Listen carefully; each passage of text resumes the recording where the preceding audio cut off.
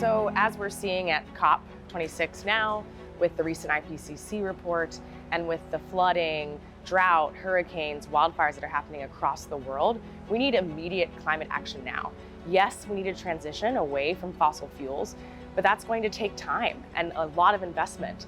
And nature-based solutions, as science tells us, are a critical pathway to helping to address climate mitigation and removal, which we'll need at scale. And provide up to a third of the potential mitigation that's needed. And they're cost-effective, readily available, scalable, and deployable today, unlike engineered removal solutions that we know are going to need, but will take years to come online in a meaningful way and in a way that's affordable for the world. So nature-based solutions are a critical piece of driving immediate climate action. They also provide critical co-benefits to society that we as humans depend on. Water regulation, protection from flooding and from coastal storm surges, wildlife habitat for biodiversity, and help to address the biodiversity crisis at the same time as the climate crisis. So we need nature-based solutions to help us address the climate crisis now.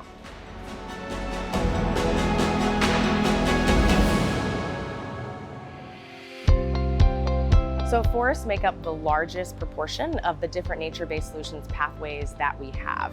So through afforestation, reforestation, that's planting trees, improved forest management, that's sustainably managing forests, and avoiding deforestation, we know we can get to about between 7 to 11 billion gigatons of the needed climate mitigation per year. That's more than 10%.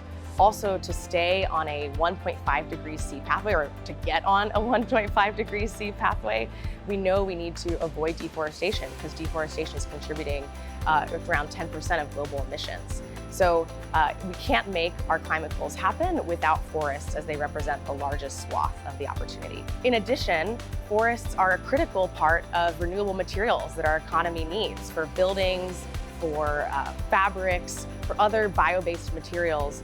And so we can't address climate change without investing in forests for their sequestration potential, but also for the circular economy that we need to thrive.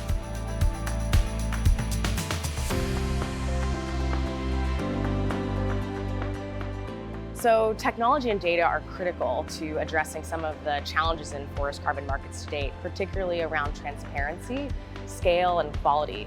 So at NCX, we're actually using remote sensing, machine learning, combined with on-the-ground field measurements and statistical models to bring much needed scale of impact, essentially to democratize access to markets, to create a platform where, because of our remote sensing data, we can measure every acre of forest in the US down to the individual tree and species level. And so that data enables us to create this platform where any landowner can enroll at no cost to them, engaging thousands of small landowners who traditionally have been excluded from these markets in participating and putting carbon on the same economic footing as timber, so they can be paid for the more sustainable management of their forests. And so that unlocks the scale that we talked about earlier that's needed in these forests that we know is there, but just has been elusive because of the high setup costs of these carbon offset projects in the past. Additionally, data brings more transparency and quality, because we can not only measure and monitor the impact over time at a reduced cost, and be able to ensure that we're actually driving real change in our forests, that carbon is increasing in these forests over time, we can also assess better project development up front to ensure that the upstream development of these projects is driving real additionality and driving true change in the way that forests are managed. So ensuring that we're spending climate dollars on real climate action, data and technology can help to bring that needed transparency and that needed real change to drive the action that's needed in this critical decade.